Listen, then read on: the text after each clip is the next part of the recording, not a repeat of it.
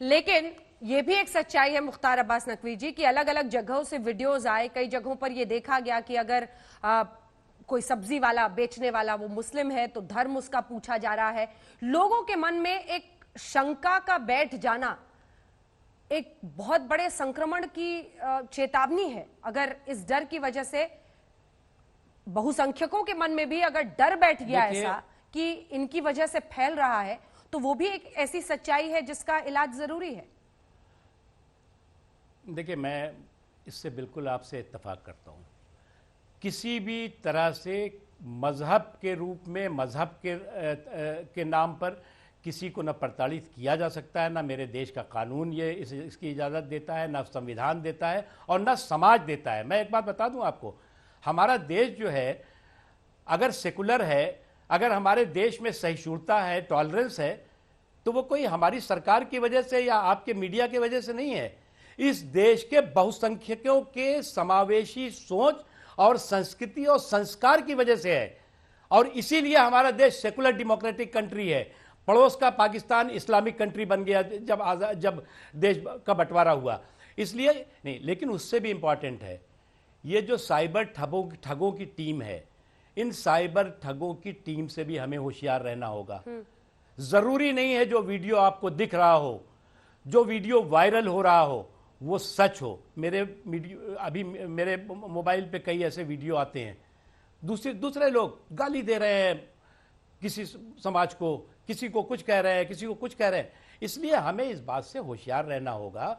और ये तो आप जब ये बात कह रही हैं तो आप उन चीज़ों को भी, आपका चैनल ने कई बार दिखाया भी है, मैंने देखा है, लेकिन आपको जो है वो सकारात्मक चीज़ें वो ज़्यादा हैं। जो अगर ये 5% इस तरह की चीज़ें हैं तो 95% जो है वो हिंदू और मुसलमान और सिख और ईसाई मिलजुल करके एक दूसरे की मदद करते दिख रहे हैं, एक दूसरे के जो है वो खाने पीने की चिंता कर रहे हैं।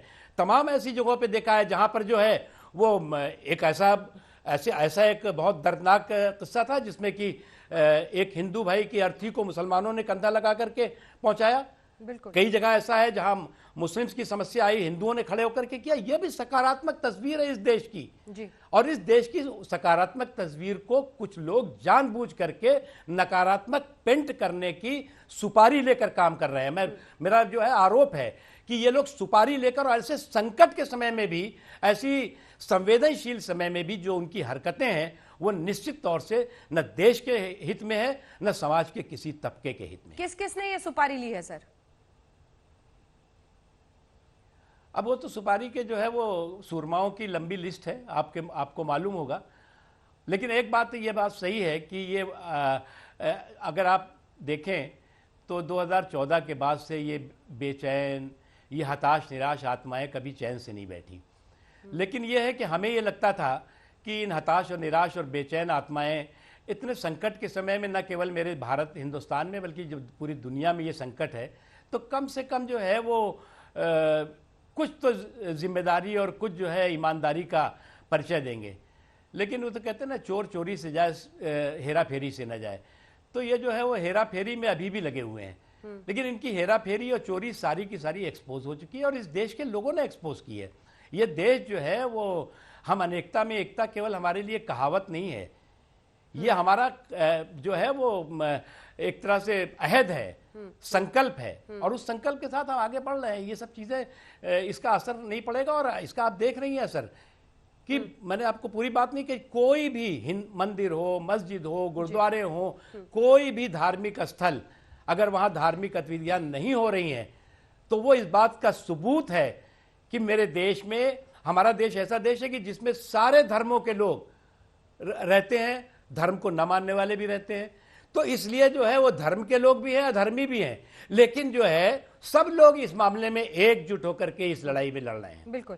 लेकिन आपने कुछ ही देर पहले साइबर ठगों का जिक्र किया था। एक चुनौती साइबर ठगों से आगे की है, जमीन पर है। कोरोना वॉरियर्स पर लगातार हो रहे हमले बहुत बड़ी चिंता का विषय है मुख्तार अब्बास नकवी जी।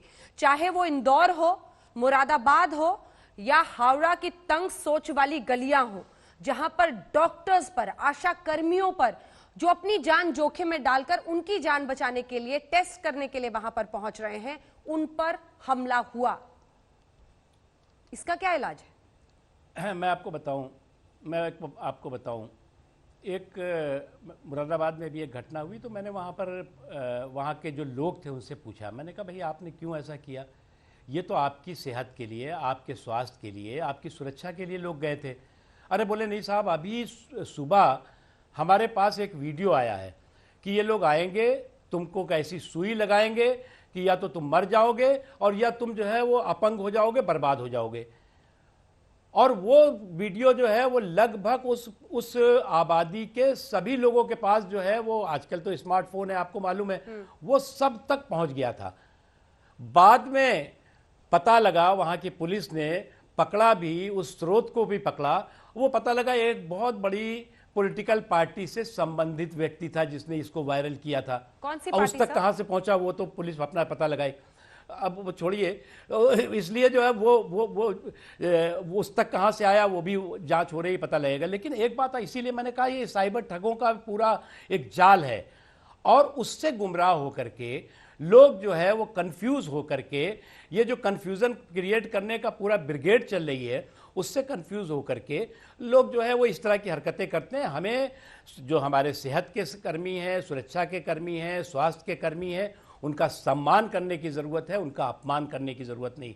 और इस तरह के फेक, फैब्रिकेटेड अफवाहें फैलाने वाले जो भी वीडियो आते हैं, वो वीडियो आपके दुश्मन हैं, वो वीडियो आप तक पहुंचाने वाले आपके जानी दुश्मन हैं। और जो सरकार है, केंद्र हो, प्रदेश हो, डिस्ट्रिक्ट एडमिनिस्ट्रेशन हो, जो जानकारियां दे रहा है वही ऑथेंटिक है। उसके अलावा ये सारी चीज़ें जो हैं फेक, फर्जी और फैब्रिकेटेड हैं।